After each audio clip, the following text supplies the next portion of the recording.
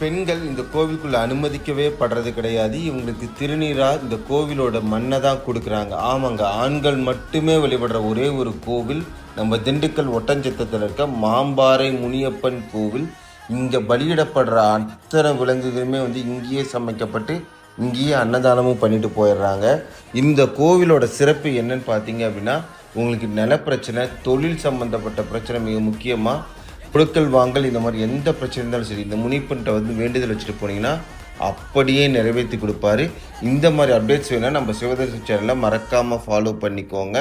அதே மாதிரி இந்த கோவிலில் திருநீர் மட்டும்தான் அவங்க வீட்டுக்கு எடுத்துகிட்டு போகவே முடியும். கோயில் அவ்வளவு அழகு. இங்கே அவ்வளவு வேண்டுதலுக்கான சிலைகளும் சுற்றி சுற்றி வச்சுருக்காங்க.